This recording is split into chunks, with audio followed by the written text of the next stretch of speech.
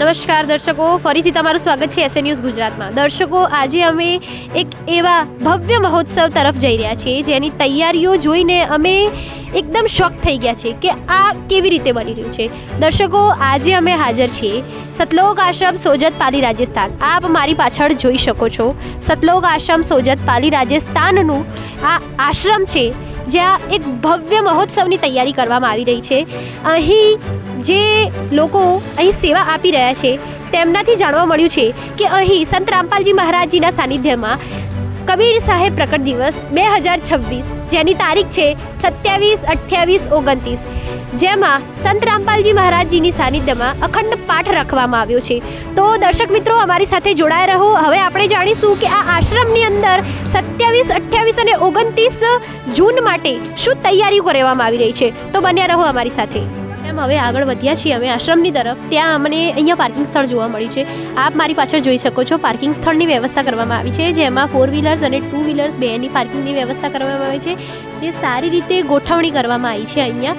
તો આગળ જોઈશું કે હવે બીજી શું તૈયારીઓ પાર્કિંગ સિવાય કરવામાં આવી છે। દર્શકો, હવે આપણે આશ્રમના મેઇન ગેટ ઉપર આવી ગયા છીએ। આપ મારી પાછળ એ મેઇન ગેટ જોઈ શકો છો। સતલોક આશ્રમ સોજત પાલી રાજસ્થાનનું આ મેઇન ગેટ છે। સાથે સાથે અહીં એક એનાઉન્સમેન્ટ કરવામાં આવી રહી છે। આપ અહીં જોઈ શકો છો કે અહીં એવું કહેવામાં આવી રહ્યું છે કે અહીં જે વ્યસનની વસ્તુઓ છે, જે બહારની જે વસ્તુઓ છે એ નિષેધ છે। અહીં અંદર લઈ દેવામાં આવતું નથી। આ જોઈને અચંબો લાગી રહ્યું છે કે કેવી રીતે આ આશ્રમને ગુટકા રહિત, મતલબ કે જે આપણે રોજબરોજની જિંદગીમાં સરકારી જગ્યા ઉપર જોઈએ છીએ થૂંકેલું, ત્યાં અહીં આશ્રમમાં જોઈશું કે છે કે નહીં, વાસ્તવમાં એ ફોલો થઈ રહ્યું છે કે નહીં। હવે આપણે આશ્રમના મેઇન ગેટથી અંદર આવી ગયા છે જેમાં તમે આગળના સંત રામપાલજી મહારાજજીના સમાગમ જોયા હશે કે કેવી રીતે ત્યાં બૂટ ચપ્પલ રાખવાની વ્યવસ્થા રાખેલી છે। અહીં બાજુમાં તમે જોઈ શકો છો આ સમાગમમાં પણ એવી જ વ્યવસ્થા રાખવામાં આવી છે। સાથે સાથે અહીં આપણે આશ્રમમાં આગળ વધીશું અને જોઈશું કે બીજી શું તૈયારી કરવામાં આવી છે। અહીં આશ્રમની અંદર બહેનો માટે સિક્યોરિટીની વ્યવસ્થા કરવામાં આવી છે જેમાં જે પણ શ્રદ્ધાળુ અહીં આશ્રમમાં આવી રહ્યા છે તેમની સિક્યોરિટી ચેક થાય છે, મતલબ કે તે કોઈ નશીલો પદાર્થ કે કોઈ ધારદાર વસ્તુ આ આશ્રમની અંદર તો નથી લાગતું તે ચેક કરવામાં આવી રહ્યું છે।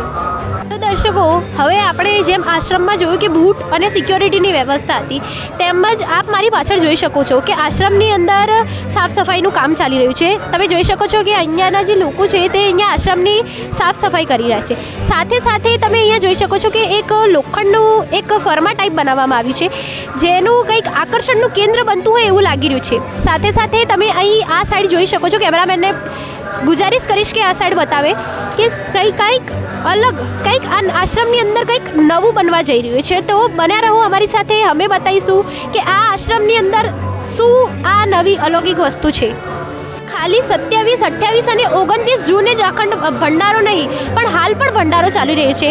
આપ મારી પાછળ જોઈ શકો છો કે જે શ્રદ્ધાળુઓ અહીંયા આવ્યા છે સમાગમ માટે તે પહેલાંથી જ અહીં એમને જમવાની વ્યવસ્થા કરવામાં આવી છે। આપ અહીં જોઈ શકો છો કે કેવી રીતે સુસજ્જ રીતે અહીં ડીશો, વાટકીઓ, પછી ચમચીઓ, ગ્લાસ બધી જ વ્યવસ્થા કરવામાં આવી રહી છે। આ જોઈને બહુ અચંબો લાગી રહ્યો છે કે કેવી રીતે આટલા મોટા આશ્રમની અંદર આટલા લોકો માટે ભંડારો ચાલી રહ્યો છે। તમે આજુબાજુ પણ મારા ચહેલ પહેલ જોઈ શકો છો કે કેટલી ભારી માત્રામાં હાલથી શ્રદ્ધાળુઓ અહીંયા હાજર છે।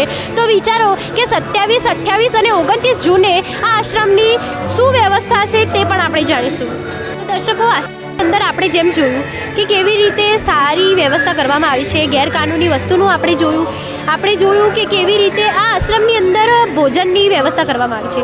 હવે આપણે જોઈશું આ આશ્રમનો એક આકર્ષણ પોઈન્ટ। તમે જોઈ શકો છો હાલથી જ એવું લાગી રહ્યું છે કે અહીંયા કંઈક અજબ જ વસ્તુ બનવાની છે। તમે અહીંયા જોઈ શકો છો કે અહીંયા પાણી ભરવામાં આવ્યું છે, સાથે સાથે અહીંયા ઈંટો પણ ગોઠવવામાં આવી રહી છે। તો આ 27, 28 અને 29 જૂન માટે શું સ્પેશિયલ આ આશ્રમની અંદર બની રહ્યું છે, આ વિડીયોમાં બન્યા રહો। દર્શકો, હવે આપણે આશ્રમના મેઇન પંડાલ સુધી પહોંચી ગયા છે જેમ આપણે જોયું કે ભંડારઘરની વ્યવસ્થા, નવી એક જળ વ્યવસ્થા કરવામાં આવી હતી। સાથે સાથે તમે અહીં જોઈ શકો છો કે આ જે પંડાલ છે, જેમ આપણે જોયું કે કેવી રીતે આ વર્ષ વરસાદ અને ગરમીની બહુ મારો છે, તે જ રીતે આ આશ્રમની અંદર વરસાદ માટે વોટરપ્રૂફ ટેન્ટ લગાવવામાં આવી રહ્યા છે જે સરાહનીય કામ છે કે આશ્રમના જે શ્રદ્ધાળુઓ આવી રહ્યા છે તેમના માટે વોટરપ્રૂફ ટેન્ટ્સની વ્યવસ્થા કરવામાં આવી શકે છે જેમાં એ ત્યાં રોકાઈ શકે છે।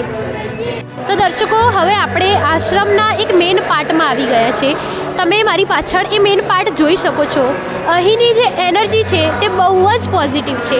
તમે અહીંયા જોઈ શકો છો જે કલર્સનો યુઝ કરવામાં આવી રહ્યો છે, જે આ જગ્યા છે એ સ્પેશિયલ સ્થાન કેવું મસ્ત રીતે ડેકોરેટ કરવામાં આવી રહ્યું છે. સાથે સાથે આપણે જોઈશું કે 27, 28 અને 29 જૂને શું અહીં ખાસ કરવામાં આવી રહ્યું છે.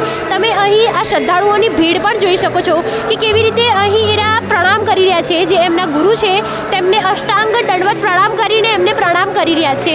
તો દર્શકો, આપણે આ વિશેષ ગ્રાઉન્ડ રિપોર્ટમાં જોયું કે કેવી રીતે આ આશ્રમની અંદર 2 દિવસ પહેલાં, એટલે કે 27, 28, 29 જૂનથી 2 દિવસ પહેલાં શું તૈયારીઓ આ આશ્રમની અંદર કરવામાં આવી છે તે આપણે અહીંયા જાણ્યું. આપણે જોયું કે કેવી રીતે મેઇન ગેટ ઉપર વ્યવસ્થા કરવામાં આવી છે. સાથે સાથે આપણે પાર્કિંગ જોયું, કેવી રીતે ત્યાં પાર્કિંગની પણ વ્યવસ્થા સારી કરવામાં આવી છે. અંદર આશ્રમ પણ જોયું કે શું આશ્રમની અંદર બીજી શ્રદ્ધાળુઓ જે રોકાશે તેમની માટે શું વ્યવસ્થા કરવામાં આવી છે. તમે જોઈ શકો છો કે આટલા મોટા સમાગમનો સ્તર કેટલો ઊંચો દેખાઈ રહ્યો છે આ આશ્રમની અંદર.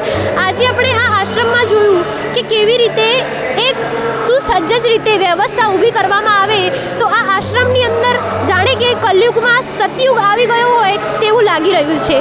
આજે આપણે આ જે સ્થળે ઊભા છીએ તેની એનર્જી એટલી પોઝિટિવ અને એટલી સ્ટ્રોંગ આવી રહી છે કે માનો કે સ્વર્ગ સમાન આ વસ્તુ છે એવું લાગી રહ્યું છે. આવી જ રિપોર્ટ માટે બન્યા રહો અમારી સાથે. હું હેપી, કેમેરામેન માહિની સાથે. ધન્યવાદ.